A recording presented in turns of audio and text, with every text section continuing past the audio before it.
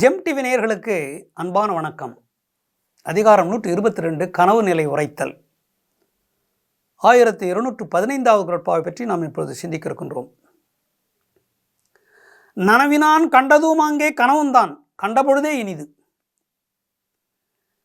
நனவினான் கண்டதும் அங்கே கனவுந்தான் கண்டபொழுதே இனிது. நேரடியாக அவர் வீட்டில் இருந்த பொழுது எப்படியெல்லாம் இன்பத்தை கொடுத்தார்களோ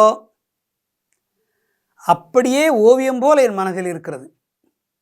அந்த நிகழ்ச்சி, அந்த காட்சி அப்படியே என்னுடைய நினைவில் இருக்கிறது. நனவினால் கண்டதும் நான் என்ன நேரிலே பார்த்து எப்படியெல்லாம் இன்பத்தை அனுபவித்தேனோ அதை அப்படியே ஒன்றுவிடாமல் அந்த நடவடிக்கைகளை, அந்த இன்ப உறவு சம்பந்தப்பட்ட செய்கைகளை அப்படியே நான் உள்வாங்கி மனதில் வைத்துக் கொண்டிருக்கிறேன். இப்போ சிந்தித்து பார்க்கிறேன், நினைத்து பார்க்கிறேன், கனவில் நினைத்து பார்க்கிறேன். அந்த நனவில் எப்பொழுது நேரடியாக எப்படி கொடுத்தாரோ இன்பம், அதே போல ஒரு சிறிதும் குறையாமல் கனவில் கொடுக்கிறார் அந்த இன்பத்தை.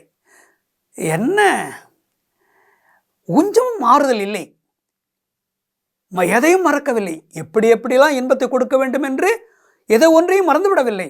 எப்படியெல்லாம் இன்பத்தை கொடுத்தாரோ எப்படியெல்லாம் கனவிலும் கொடுக்கிறார். நனவினான் கண்டதும் அங்கே கனவுந்தான் கண்டபொழுதே இனிது. எனக்கு எவ்வளவு இனிமையாக இருக்கிறது. அடடா, நேரில் எப்படி கொடுப்பாரோ அதே போல கனவில் கொடுக்கிறார். எனக்கு மிக மிக இன்பமாக இருக்கிறது. அடடா, கனவில் கூட இப்படி ஒரு சிறிதும் அன்பு குறையாமல் எந்த இன்பத்தை கொடுத்தால், எப்படிப்பட்ட இன்பத்தை கொடுத்தால் மகிழ்ச்சி, இருவரும் சிரிப்பார்களோ, இருவரும் மகிழ்ச்சி அடைவார்களோ, அதே இன்பத்தை கனவில் கூட கொடுக்கிறார் என்றால் என் மீது அன்பு குறையவே இல்லை. என்னை ஒரு சிறிதும் மறக்கவே இல்லை. நினைவில் வைத்து கொண்டிருக்கிறார்.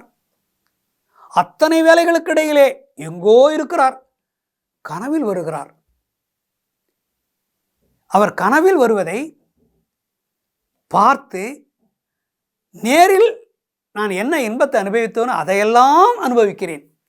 அப்படிப்பட்ட ஒரு கனவு எனக்கு வருகிறது என்றால், கனவு வருவதற்கு கூட நான் கொடுத்து வைக்க வேண்டும். சிலருக்கு கனவு கூட வராது. கனவு வருகிறது என்றால் அதற்கு காரணம், மனைவியும் நினைத்து கொண்டே இருக்க வேண்டும், கணவனும் பிரிந்திருக்கிற கணவனும் நினைத்து கொண்டே இருக்க வேண்டும்.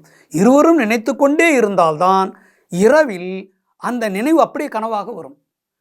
பகல் முழுதும் நினைத்து கொண்டே இருக்கின்றார், இருவரும் நினைத்து கொண்டிருக்கிறார்கள் அன்புடையவர்கள். கனவு வருகிறது, அந்த கனவில் அப்படியே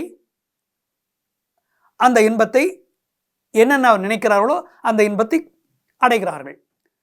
அந்த இன்பத்தை ஒருவருக்கொருவர் பெற்றுக் கொள்கிறார்கள். கனவுக்கு எவ்வளவு சக்தி இருக்கிறது என்பதை பிரிந்திருக்கிற போது தான் தெரிந்து கொள்ள முடியும்.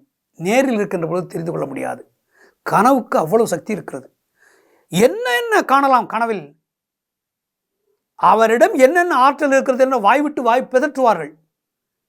கணவரை பற்றி காதலியல் மனைவி இரவிலே வாய் பிதற்றுவாள். கனவு வருகின்ற பொழுது அந்த இன்பத்தை அனுபவிக்கணும். அந்த இன்பத்தை அப்படியே வாயிலே சொல்லி காட்டுவாள். கனவிலே பக்கத்தில் யாராவது இருந்தால் ஆச்சரியப்படுவார்கள், என்ன இப்படி உளறுகிறாளே. அவருடைய கணவனை நினைத்து, அவன் கணவன் கொடுத்த இன்பத்தை எல்லாம் நினைத்து இப்படியெல்லாம் பேசுகிறாள், பிதற்றுகிறாள். இதுதான் காதல் பைத்தியம் என்று சொல்வார்கள். காதல் பைத்தியம் என்று சொல்வார்கள். கனவில் பிதற்றுவார்கள். சகஜம். ஒரு நாள் தவறாமல் கனவு வந்துவிட்டால் ஒரு நாள் தவறாமல் பிதற்றி கொண்டே இருப்பார்கள். உண்மையான அன்புடையவர்கள், உண்மையான காதல் பக்தி உள்ளவர்கள் கனவிலே, ஒவ்வொரு நாளும் கனவிலே பிதற்றுவார்கள். அன்புடையவர்கள் தான் பிதற்றுவார்கள். பைத்தியம் எப்பொழுது பிடிக்கும்? அளவுக்கு அதிகமாக ஒன்றின் மீது பற்று வைக்கின்ற பொழுது, அது கிடைக்காத பொழுது பைத்தியம் ஏற்படும். இப்பொழுது பிரிந்து விட்டிருக்கிறார். அளவுக்கு அதிகமான அன்பு அவரை இப்பொழுது அவரிடத்திலிருந்து அன்பை, அவருடைய இன்பத்தை பெற முடியவில்லை, தொலைவில் இருக்கிறார். கனவில் அடைகிறேன். அந்த அன்பு மாறவில்லை, நான் என்ன செய்வது? அவரிடத்தில் இருக்கின்ற காதல் குறையவில்லை, கனவிலே அந்த இன்பத்தை நான் அடைகிறேன். இதில் என்ன தவறு இருக்கிறது? அதனாலே தினமும் கனவு வருகிறது, தினமும் காதலில் வருகிறார், தினமும் இன்பத்தை அடைகிறேன், எனக்கு ஒரு குறைவும் இல்லை. ஆனால் விரைவிலே அவர் வர வேண்டும் என்று ஒவ்வொரு நாள் கனவிலும் நான் கேட்டுக்கொள்கிறேன்.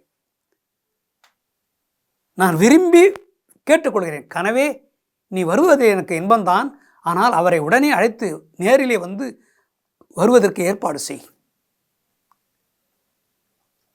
நெஞ்சமே, நீ சென்று அவரை சீக்கிரத்திலே என் வீட்டிற்கு வருமாறு போய் அவரிடத்தில் சொல் என்றெல்லாம் தலைவி நினைத்து நினைத்து புலம்புகிறாள். கனவிலே புலம்புகிறாள், கனவில் கூட புலம்புகிறார்கள். அதுதான் உண்மையான காதல் என்று திருவள்ளுவர் கூறுகின்றார். மீண்டும் நாளை சந்திப்போம்.